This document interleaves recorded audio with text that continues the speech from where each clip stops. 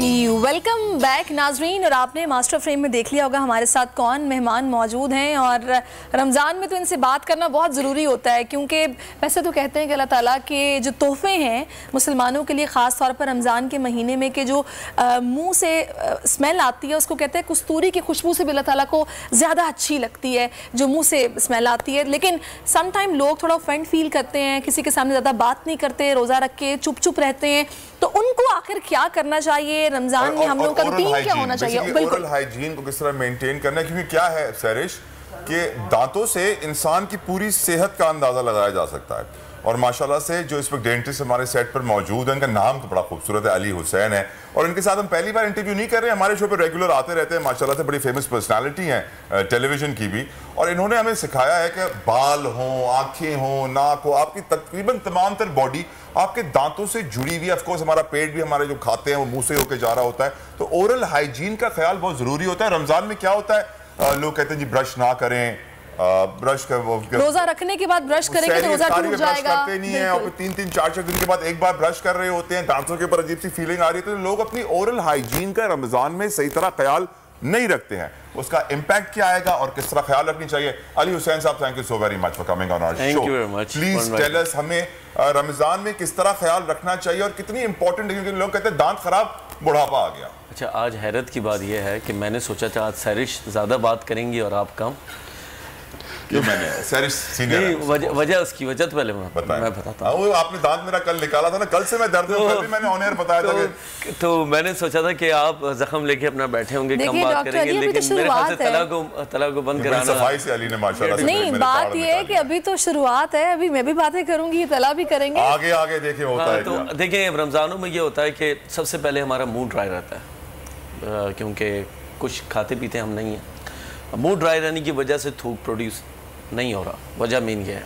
और थूक जो है हमारे मुंह की एक आर्मी है, बफरिंग सिस्टम है, जो जरासीम मुंह में होता है उसको थूक जो है मारना शुरू कर देता है, क्योंकि उसमें एंटीबायोटिक्स होते हैं। अब जब थूक नहीं बन रहा, अच्छा उसकी वजह क्या है थूक ना बनने की? हम ये करते हैं कि सहरी में कैफ़ीन इंटेक बहुत ज़्यादा कर लेते हैं, चाय के फॉर्म में, कॉफ़ी के फॉर्म में, और इनमें ये होता है कि डाययूरेटिक होता है, तो दिन भर फिर हमें पेशाब ज़्यादा आता है, यूरिन ज़्यादा पास आउट करता है।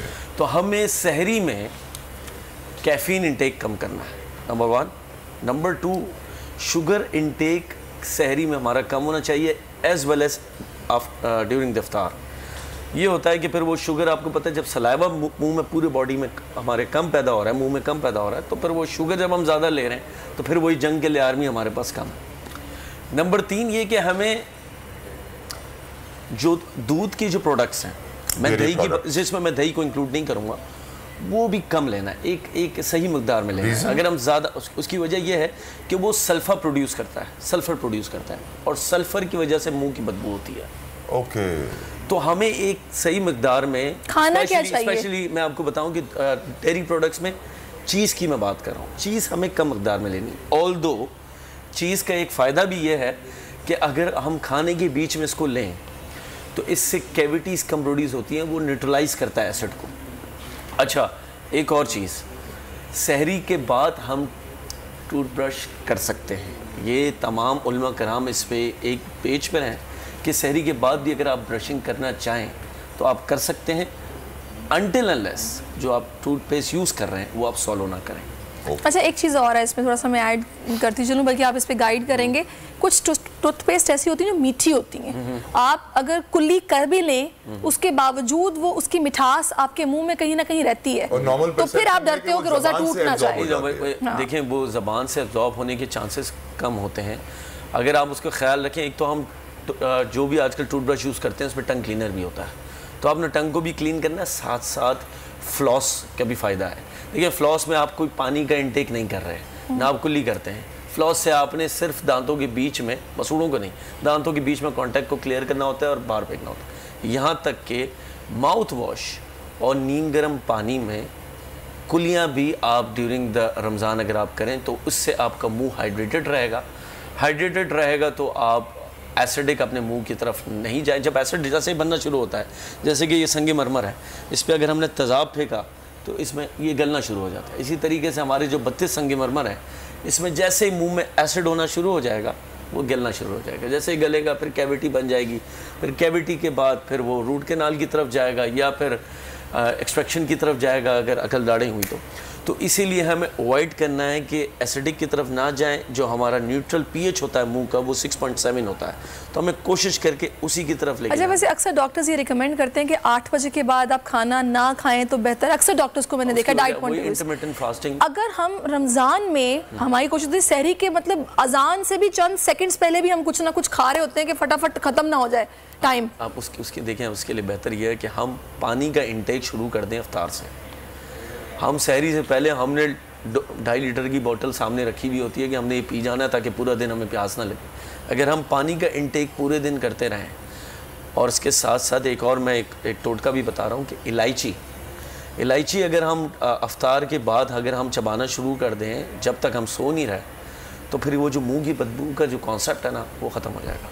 کیا بات ہے. یہ بتائیے علی حسین بھائی, میں نے ایک یونائٹڈ نیشن کی بھی رپورٹ پڑھی تھی, پچھلے سال پاکستانیوں کی ایوریج لائف سپین ڈیکریز ہوا ہے بائی 4.3 ایئرز. 4.3 سال عمر کم ہوئی ہے پاکستانیوں کی ایوریج ایج.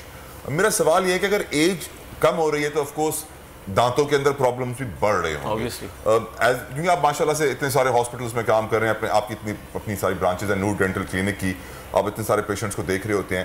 تو اس وقت ہماری ڈینٹل ہیلتھ کی سچویشن کیا ہے پاکستان کی اوور؟ بھائی میں آپ کو اب میرا ریسنٹلی میں نے اپنا ڈرائیور چینج کیا ہے, اور وہ آپ نے دیکھا بھی ہوگا, میں کلینکس میں جتنے پروگرامس میں جاتا ہوں وہ ویٹنگ ایریا میں وہ چل رہے ہوتے ہیں تاکہ پیشنٹ اویئر ہوتا رہے. اب وہ سنتے سنتے میرے ڈرائیور نے میرے ریسیپشنسٹ کو کہا کہ ڈاکٹر صاحب یہ مسوڑوں کی صفائی کی بات کر رہے ہیں, ہمارے جو گلگت سے ہے وہ گلگت میں تو قریب کوئی دانتوں کا ڈاکٹر نہیں ہے, تو میرے دانت ہل رہے تھے تو میں نے ایلفی سے جا کے چھوڑ دی. آپ امیجن کریں جب یہ بات مجھے پتہ چلی ہے کہ میرے ڈرائیور کا یہ حال ہے کہ اس نے سامنے کے 4 دانت جو کہ ہل رہے تھے کیونکہ وہاں ڈینٹل فیسلٹی نہیں تھی ایلفی سے جوڑ دیے, اور وہ بڑا پراؤڈلی فیل کر رہا ہے کہ میں نے ایک صحیح ٹریٹمنٹ کر لیا ہے خود ہی, اور وہ دانت ہل نہیں رہا ہے. اور یہ کیسے ممکن ہے کہ کھانا کھائیں آپ ایلفی کے بعد دانت پھر سے نہ ہلیں؟ کین یو امیجن, جب جس ملک میں گلگت اتنا اب کوئی ایسا بیکورڈ ایریا نہیں رہا, گلگت جیسے ایڈوانس ایریا میں جہاں پر مریض ایلفی سے دانت جوڑ رہا ہے اور پھر انفارچونیٹلی یا فارچونیٹلی وہ ڈینٹسٹ کا ڈرائیور بن جائے, تو اب آپ سوچیں کہ کیا ہے پاکستان. اچھا ویسے میں اس میں ڈاکٹرز کی بھی ایک تھوڑا سا میں چاہوں گی کہ اس پہ آپ بات کریں. ڈاکٹرز کی بھی غلطی, ڈینٹسٹری اتنی مہنگی اس کا علاج ہے کہ کامن بندہ یہی کوشش کرتا ہے کہ میں دانت نکلوا لوں, میرا ایک آرگومنٹ ہے دانت نکلوا لوں بجائے سے کہ فلنگ کراتا ہوں. میرا ایک آرگومنٹ ہے, اسپیشلی تمام خواتین یہ سوال مجھ سے کرتی ہیں اور ہمیشہ بات کرتی ہیں, آپ لوگوں کی نارمل شاپنگ کتنے کی ہوتی ہے؟ دیکھیں مجھے بتا وہ چھوڑے مجھے بالوں کا ڈائی کتنے کا ہوتا ہے, بالوں کا آپ یہ دیکھیں